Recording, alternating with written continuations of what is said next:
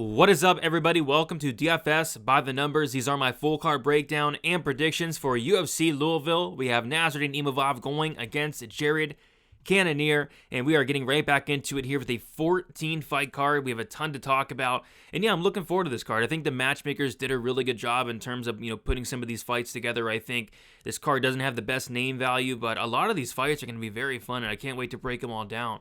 Before we do so, if you guys could, do me a favor, like the video, subscribe to the channel. We are less than 100 subscribers away from 25,000 subs, so if you guys watch the content, and if you guys enjoy it, maybe you hate it actually. Maybe you guys hate it. I hope not, but I mean, just subscribe. Subscribe, help me out. We are less than 100 subs away from 25,000. I do want to shout out the winner from last week's Significant Strike contest, and shout out to Stone Morgan.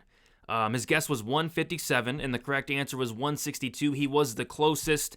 So yeah, Stone, hit me up on Twitter or Instagram with your PayPal or Cash App, and I will get you your winnings. There were a couple people with like 9 away, and I think, but yeah, Stone Morgan was the closest with 5 away there. And then, as always, this video is brought to you by Prize Picks. Use promo code DFSBTN. Get yourself a 100% deposit match up to $100. And on my Saturday show, my betting breakdown video, I gave you guys a free square, and it came through. Dustin Poirier to get more than 0.5 significant strikes. And this time I got another free square for you guys. I haven't watched a basketball game since 2016, the Cleveland Cavaliers versus the Golden State Warriors, so I couldn't tell you anything about basketball. But what I can tell you, though, is Jason Tatum is going to score 1 point on Thursday. So check it out, June 6th, get in, get your free square, and use that promo code DFSBTN. And lastly, I do want to shout out the website, DFS by the numbers. That's where you'll find all my other content, the stats you see on the Friday and Saturday shows, the betting articles, the best bet article, the Hail Mary parlay, which hit last week, the prelim, the main card parlay, Prize Picks content. I do a Prize Picks article, just a ton of content on DFSbythenumbers.com. It is absolutely the best way to support me. All right, and sorry guys for the early or the late release. It's a Tuesday release. I typically like getting out on Monday. I did need to take a mental health day for having to research, Puja Tomar. It took a lot out of me, but I have took that mental health day. I have recovered fully, and I'm here to break down some fights with you guys. So let's get into it. We have a ton to talk about. I'm going to try to make this as quick as possible. Don't want to be here all day, but we have Rayanne Amanda going against Puja Tomar. We have Amanda, 29 years old, 5'2", with a 62-inch reach, 14-7 and 3-2 in her last 5 fights. Puja Tomar, she's 30 years old. So we have conflicting heights on different websites. So on Tapology, they have 5'1", and then on SureDog, they have 4 feet 9 inches, which, if it's true that she is 4 feet 9 inches tall, that'll make her, as far as I'm concerned, like the second shortest fighter in the UFC, right behind Jairzinho Rozenstruik. So that's something to be looking out for throughout the week. I want to see what UFC Stats has it set as, but I'll go with the Tapology as of now, but she could be 4'9", which again would make her the second shortest fighter in the UFC behind Jairzinho Rozenstruik. But yeah, she's 8-4 and 4-1 in her last 5 fights. Let's take a look at these odds. Amanda opened up -180. She is currently -280. And Puja Tomar opened up +155. She is currently a +240 underdog. And yeah, I get the steam on Amanda. I'm not sure what the UFC's doing here. It's like, I feel like their plan was to try to get Tomar a win, because they're bringing in Rayanne Amanda, who is 0-2 on the Contender Series. So maybe they're thinking, hey, let's give her Amanda, who couldn't win a fight on the Contender Series. And then you have Amanda, who's almost a -300 favorite here. So when this fight was first announced, everybody was saying like she sucks and she's terrible. So I went into a tape thinking like the worst of the worst. And I guess my expectations were, pretty low, right? And then she was a lot better than I thought she was. I think her striking's okay. She has power. She throws with really bad intentions. But I think the problem in a lot of fights, in this matchup specifically, is going to be the ground game. She's kind of a fish out of water on her back. Rayanne Amanda is a black belt in BJJ. And even on the feet, like, Amanda throws with bad intentions as well. I actually think this fight's going to be fun, and these girls are going to swing on the feet. But once this fight hits the mat, it's Amanda all day. I think she's so much higher level when it comes to the ground game. So, yeah, Amanda, I think she gets it done. I think she gets the fight down to the mat and taps out Puja Tomar in the second round. So give me Amanda, submission round 2. Moving on, we got Taylor Lapilus going against Cody Stamann. We have Taylor Lapilus, 32 years old, 5'6", with a 73-inch reach, 19-4 and 4-1 in his last 5 fights. Cody Stamann, 34 years old, 5'6", with a 64.5-inch reach, 21, 6-1 and 2-3 in his last 5 fights. Taylor Lapilus opened up -175. He is now a -265 favorite. Cody Stamann opened up +145, and he is now a +225 underdog. So a lot of money coming in on Taylor Lapilus, and this is one of those fights where I absolutely have to go with Lapilus here. I think it's a good matchup for him. Taylor Lapilus, he has really good takedown defense. Borderline elite in my opinion. Like, he's very, very hard to take down. We saw that in the Basharat fight his last time out. Basharat, it took everything out of him to get Lapilus to the mat, and even then he struggled quite a bit. And then if you can take Lapilus down, good luck holding him down. It's just not happening. So I love the takedown defense. I love the get-up game especially. And then on the feet, he has very good striking as well. And on the feet in this matchup specifically, he's going to have like a 9-inch reach advantage. So yeah, I think there's a lot of reasons to like Taylor Lapilus. Cody Stamann, he is a wrestler, but he hasn't been wrestling since 2020. He's only completed 5 takedowns, which is very concerning. So in a fight I do think is primarily standing, I got to go with Lapilus here to use that reach. The striking is very good. Is Stamann going to wrestle? Maybe. He hasn't really done so in a while, but even if he does, I don't see him having success taking down Lapilus. Give me Lapilus here to win by decision. Only concern is these judges are so crooked. These judges are so corrupt. I mean, what was Dave Torelli doing at UFC 302? Just some of the worst scorecards I've ever seen in my life. So that's the only thing holding me back and why I probably wouldn't lay -265. But if the judges are, getting it right, I think Lapilus wins this fight 30-27, 29-28 at the worst. I think it's a good matchup for him, hence the line. Moving on. We got Eduarda Moura going against Denise Gomes. We had Moura, 30 years old, 5'6", with a 66-inch reach, 10-0 and 5-0 in her last 5 fights. Denise Gomes, 24 years old, 5'2", with a 63-inch reach, 8-3 and 3-2 in her last 5 fights. Eduarda Moura opened up -115, currently -155. Denise Gomes opened up -115, currently +135. So, yeah, this is a very fun match. I'm actually really looking forward to this fight. And I think both these fighters have decent upside in the strawweight division. Eduarda Moura has looked like an absolute monster thus far on the Contender Series and in her UFC debut. But I think we have to pump the brakes just a little bit because in her debut she took on Montserrat Ruiz, which she looked very dominant, but that's not really telling you much. If she's able to go out there and beat Denise Gomes the way she's beating some of these other fighters, I think it's going to be very, very impressive.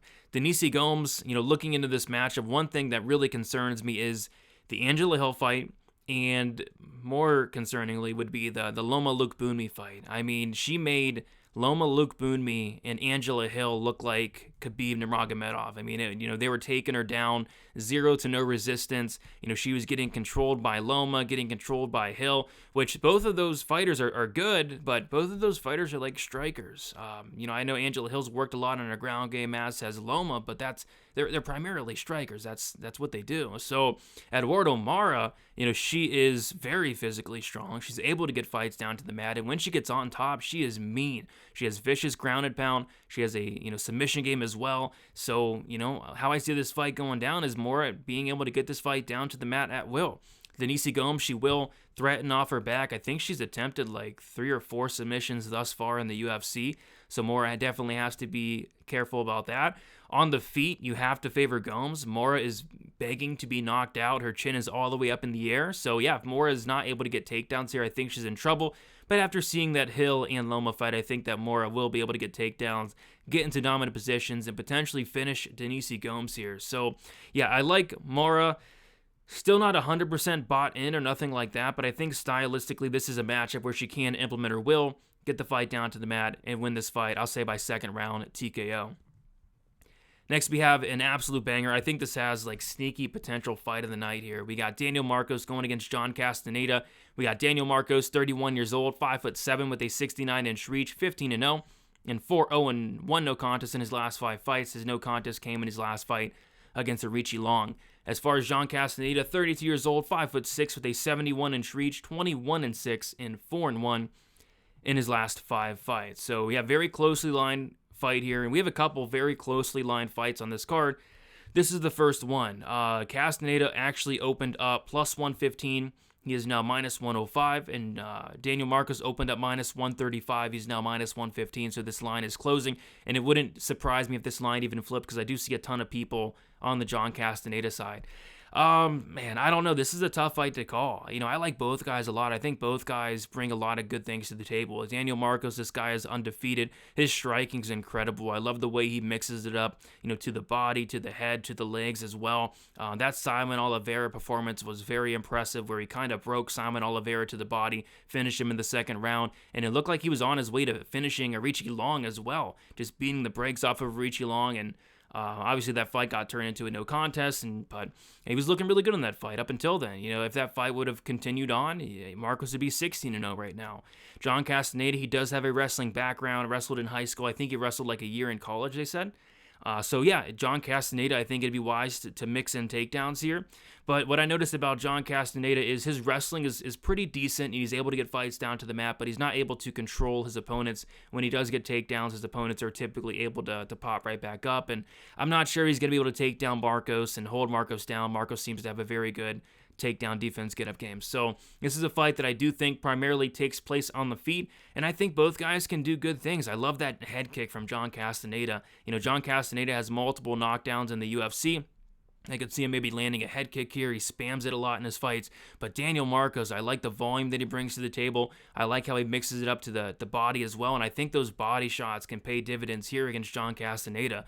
We saw Santos against Castaneda mix in the body shots and kind of break Castaneda in that fight and finish him in that second round with that knee. I could see something similar here. So give me Marcos to win this fight. I don't think the wrestling of Castaneda is going to play a factor. And for that reason, I like the striking a little bit more of Marcos. I'm going to take Marcos to win this fight. Maybe a late finish, but I'll say decision in this one. But I think it's going to be an absolute war, this fight here. Moving on, we have Andrea Lee going against Montana De La Rosa. We got Andrea Lee, 35 years old, 5'6" with a 69.5-inch reach, 13-9, and 1-4 in her last 5 fights. Montana De La Rosa, 29 years old, 5'7" with a 68-inch reach, 12-9-1, and 1-3-1 in her last 5 fights. This fight opened up a pick'em, straight pick'em, minus 115. Andrea Lee's minus 155. Montana De La Rosa is plus 135 now, and that's kind of shocking to me. I mean, this should be a straight pick'em. I don't see, and it's always weird, like these pick'em type fights, everybody seems to have a super confident read on it. Like last week was the Kopylov Cesar Almeida fight. Everybody was all over Cesar Almeida, and it looks like this week it's Andrea Lee for some reason. I don't know how anybody can be confident in either side here. Andrea Lee's not won a fight in a very long time. She's 0-4 in her last 4 fights. Montana De La Rosa, not much better, 1-3-1 in her last 5. This is terrible. If I had to pick a winner, because I have to, that's kind of what I do. I'm gonna take the dog here in De La Rosa for a couple reasons. This is a rematch, first and foremost. Andrea Lee won the rematch, won the first fight. Maybe that's why money's coming in on her, but that fight was like 5 or 6 years ago. I think De La Rosa, her striking, it's still not great, but it's gotten better. And Andrea Lee just looks out of it lately. Like, she looks like she's seriously declining. I'm not sure what's going on, but she's not looked great as of late. I'm going to take Montana De La Rosa to get some takedowns here, get some control time. On the feet, I favor Lee, but I think it's going to be more competitive on the feet in this fight than it was in their last fight 5 years ago.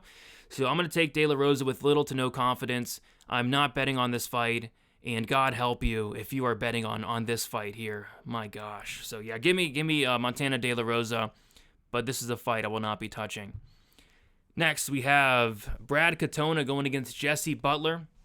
We got Brad Katona, 32 years old, 5'6", with a 64.5-inch reach, 13-3 and 4-1 in his last 5 fights. Jesse Butler, 32 years old, 5'10", with a 73-inch reach, 12-5 and 4-1 in his last 5 fights. Brad Katona opened up minus 600, currently minus 600. Jesse Butler opened up plus 425, currently plus 425, and I never thought I would ever see the day where Brad Katona is a minus 600 favorite against anybody. I mean, for Brad Katona to be a minus 600 favorite, it's hard to picture. Like, is Jesse Butler coming in here blindfolded? If he's coming in here blindfolded, then it would make sense. Then Brad Katona should be minus 600. maybe Jesse Butler's coming in here with both hands tied behind his back. And if that's the case, then the minus 600 makes sense.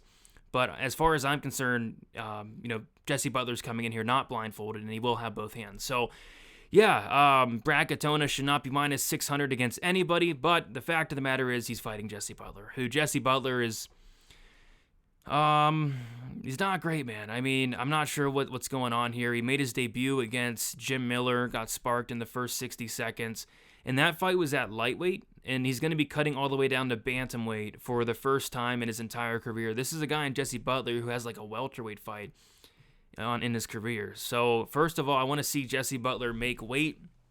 Maybe he pulls an Andre Lima and misses weight by 5 pounds, but yeah, this should be Brad Katona. Jesse Butler, primarily a grappler that is getting out-grappled a lot in his fights. He's getting taken down. No takedown defense, making mistakes on the ground, getting reversed, ending up on bottom, losing minutes, getting controlled. I'm just not sure what Jesse Butler is good at. So, although I don't think Brad Katona should be minus 600, it's impossible to pick Jesse Butler because I just don't see a path to victory for him. So give me Brad Katona to win this fight and win it by decision. Is he going to finish Jesse Butler?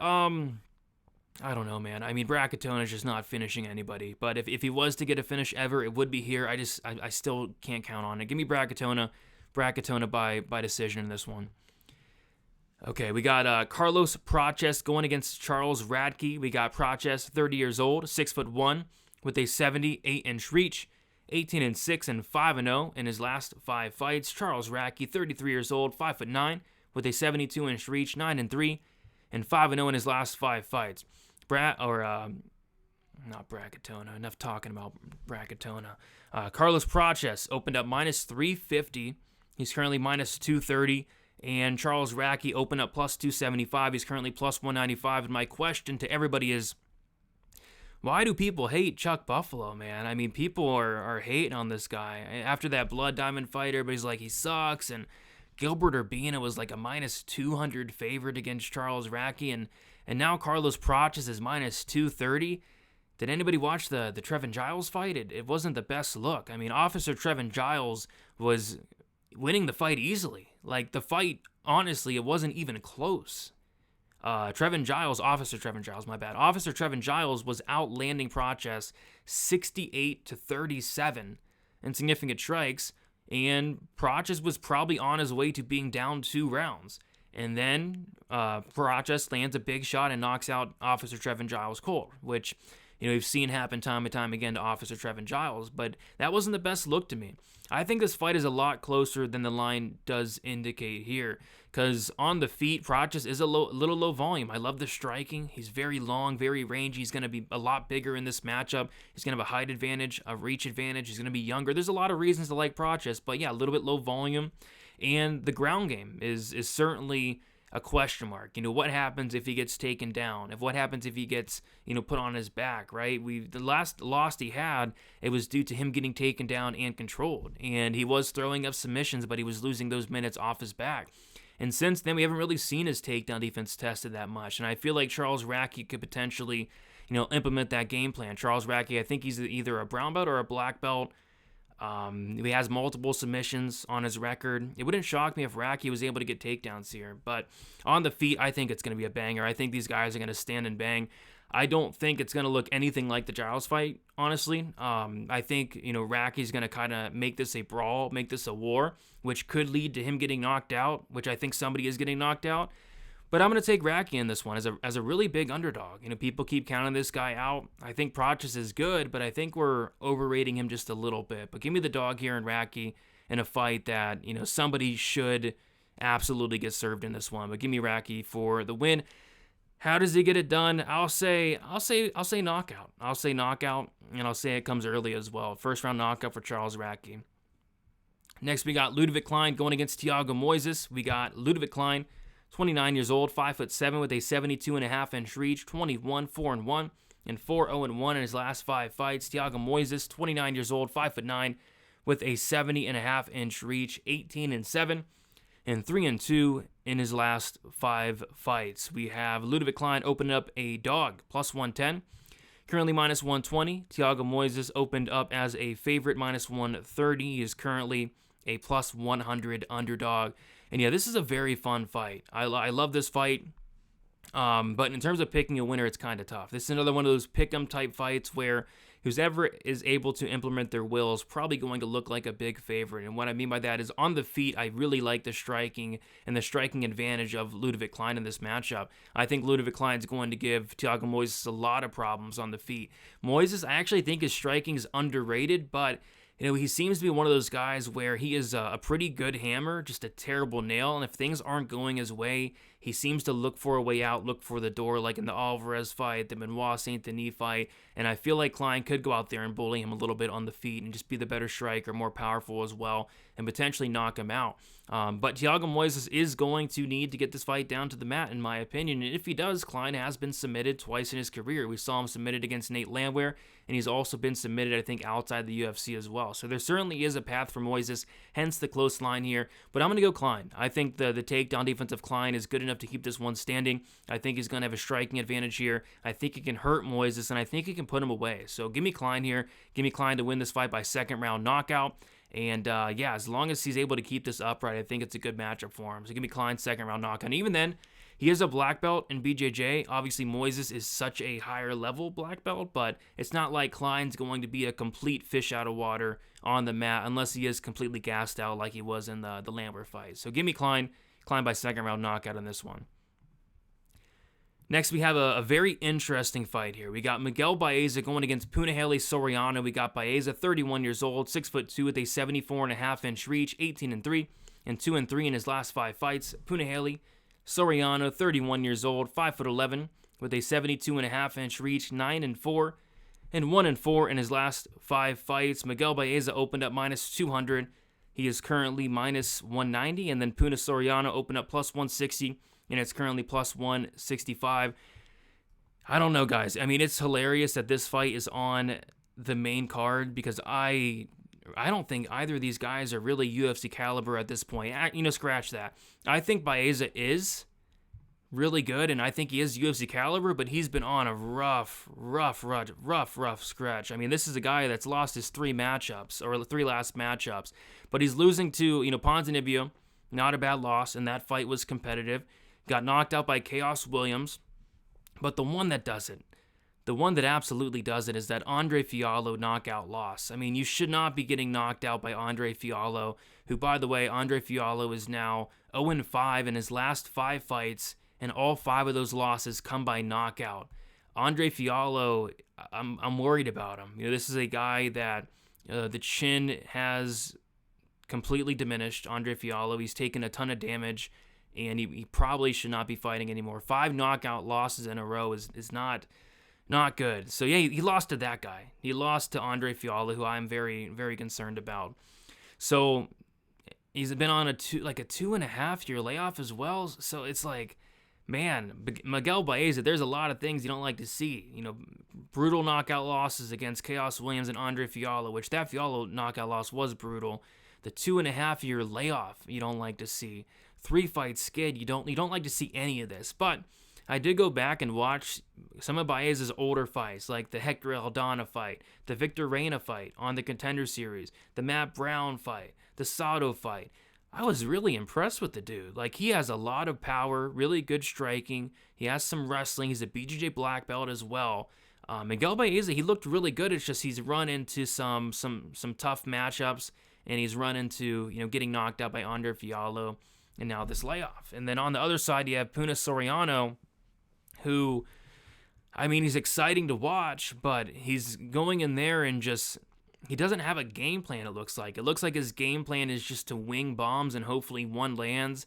If it does, he gets a knockout. If it doesn't, he's going to gas out in 5 minutes. And something massive to mention for Soriano, he's cutting down to welterweight for the first time in his career. So there is red flag after red flag after red flag after red flag after red flag after red flag after red flag after red flag on both of these guys. So I don't know. I mean, laying -190 on Miguel Baeza is terrifying. But at the same time, putting any money on Puna Soriano is not something I want to do. Yeah, like that Dustin Solsfist fight was probably, honestly, a worse look than getting knocked out by Andre Fiallo. Because in that fight, it was actually funny. He hurt Stoltzfus like on 3 different occasions. He rocked him badly. And then Soriano, for some reason, he was trying to conserve his energy and didn't follow up. And even with conserving his energy, he's still death gassed. Like, I don't know. Give me Baeza here. I think Baeza is more well-rounded. I think he's the much more skilled fighter, but the chin is worrisome, and it shouldn't shock anybody if Soriano was able to land a big shot. But if this fight reaches the second round, it is Miguel Baeza all day. I don't see Puna winning any fight at this point after the first 5 minutes have ended. So give me Miguel Baeza. I'm going to take him to win this fight by second round finish. I think it could be a knockout. I think it could be a sub. But I think it is going to be in the first or second round from Baeza here. I think survive those first 5 minutes, and then it should be all Baeza from then on out. Give me Miguel Baeza to win this fight by second round. I'll call it club and sub. Next, we have a really fun fight here. We got Julian Marquez going against Zach Reese. We got Julian Marquez, 34 years old, 6'2", with a 72-inch reach, 9-4. And 2-3 in his last 5 fights. Zach Reese, he is 30 years old, 6'4", with a 77-inch reach, 6-1, and 4-1 in his last 5 fights. This is a fun fight. I see why they put it on the main card. Both these fighters have 100% finish rates. The majority of those coming by knockout, but both these guys have some submissions as well. And looking into Zach Reese, I don't know. I'm kind of getting some potential fraud vibes from the guy. You know, you look at his competition outside the UFC, and it is some of the worst competition I've seen in a very long time. And he's looking great in these fights. He's knocking these guys out. He's submitting these guys off his back, and he's going out there and looking good, but against some of the worst competition. Julian Marquez, I don't know what to think of the dude. He's a brawler. He's a tough guy, typically has a chin, but the chin's kind of worrying me at this point. Getting sparked by Marc-Andre Barrio, who's not really a power puncher, is not the best look, but typically has good durability. Julian Marquez typically has, okay cardio, can slow down here or there, definitely slow down in the Marc-Andre Barrio fight, and typically has very good takedown defense. But yeah, he's very, very hittable on the feet. But I'm not sure if that's going to come into play here, because on the feet, the much better striker is absolutely Julian Marquez. I'm just not sure what Zach Reese's process is to his game. It's like in a lot of his fights, he's somehow ending up on bottom. Like on the Contender Series, he got dropped instantly, ended up on bottom, got a submission off his back. Against Cody Brundage, he ended up on bottom, was looking for a submission, got slam knocked out. Some of these fights, he's just ending up on bottom. Like, don't know if he has the wrestling, especially here. I don't think he's taking down Julian Marquez. So it's like, what's his path to victory? An armbar from guard? I struggled to get there. I guess maybe he could hurt Marquez on the feet, but then again, like Zach Reese, I don't think his striking is up to par of anybody UFC caliber at this point. So I'm going to go Julian Marquez here. It's super tough to trust the guy, but I'm just not sold on Zachary Reese yet. I'm not sure he's UFC caliber, and if he's not, if I'm right about that, I think Marquez is going to smoke him. So give me Julian Marquez to win this fight. I'll say it's first round knockout. Next, we have Brunno Ferreira going against Dustin Stoltzfus. We got Ferreira, 31 years old, 5'10", with a 72-inch reach, 11-1, and 4-1 in his last 5 fights. Dustin Stoltzfus, 32 years old, 6 foot, with a 75-inch reach, 15-5, and 2-3 in his last 5 fights. Brunno Ferreira opened up minus 230, currently minus 270. Dustin Stoltzfus opened up plus 175. He's currently plus 220. And yeah, give me Ferreira here, but this is kind of a weird one where I think Ferreira, his path to victory is a first round knockout. And if not, if this fight reaches the second round, there could be some issues. And this could maybe look like the Stoltzfus-Soriano fight last time where, Stoltzfus ate some big shots early. He stayed standing, got to the second, and then kind of broke Soriano. Maybe we could see something like that, but I think Ferreira probably does knock him out in the first round. I think that's the most likely scenario here. Dustin Stoltzfus, very hittable on the feet, 48% striking defense, and I think he's going to go out there and do what a lot of people thought that Soriano was going to do, which is knock him out in that first round. And like I said in the last breakdown, Soriano had Stoltzfus hurt on several different occasions. It's just he didn't follow up because he was scared of gassing out, and if Brunno Ferreira hurts you, he is going to follow up and he is going to take you out. Brunno Ferreira has incredible power. He has one punch knockout power. Just ask Gregory Rodriguez and ask poor Phil Hawes. And even on outside the UFC, he has a ton of ground and pound victories. His ground and pound's vicious if he's able to get on top. But the big question mark with Ferreira is, what does he look like in the second round? We really don't know. He has 2 second round wins, but both those came in like the first minute of the second round. So I don't think he's won a fight past 6 minutes. So this is a fight I'm going to be looking at from a live bet standpoint. If Stoltzfus is still standing after the first round, maybe live bet Stoltzfus, but I think the most likely scenario in my pick is going to be Brunno Ferreira to win this fight and win this fight by first round knockout. I think he sparks Dustin Stoltzfus in the early going here. All right, we have Raul Rosas Jr. going against Ricky Turcios, the rebooking from UFC Mexico City, I believe, a couple months back. We got Raul Rosas Jr., 19 years old, 5'9", with a 67-inch reach, 8-1 and 4-1 in his last 5 fights. Ricky Turcios, 31 years old, 5'9", with a 71-inch reach, 12-3, 4-1 in his last 5 fights. Raul Rosas Jr. opened up -250, currently -215. Ricky Turcios opened up +200, currently +185. So broke down this fight from Mexico City, and now this fight is in Louisville, which I think is very important to note because when they were fighting in Mexico City, I was picking Raul Rosas Jr. semi-confidently, but the one concern in the back of my head was, the elevation. How is a gasser and Raul Rosas Jr. going to fare in that high elevation? So that was like the one thing. But now we're in Louisville where that is totally not going to matter. So my confidence in Raul Rosas Jr., it goes up. Nothing's changed. If anything, Raul Rosas Jr. has probably gotten better over the last several months. He's 19 years old. You got to expect massive improvements. And stylistically, this is a great matchup for him. Ricky Turcios has no takedown defense. We saw Kevin Natividad take him down 7 times. We saw Brady Heastan, who's okay, take him down 6 times. So between those 2 fights, he was taken down 13 times. Raul Rosas Jr. should have no problem getting this fight down to the mat. What I will say, though, is Ricky Turcios, although 0 takedown defense, very hard to control, very hard to hold down. So, Raul Rosas Jr. is probably going to need to be prepared to potentially go 15 here, potentially need to chain wrestle here a little bit. And if his cardio does hold up, I think he wins this fight quite dominantly.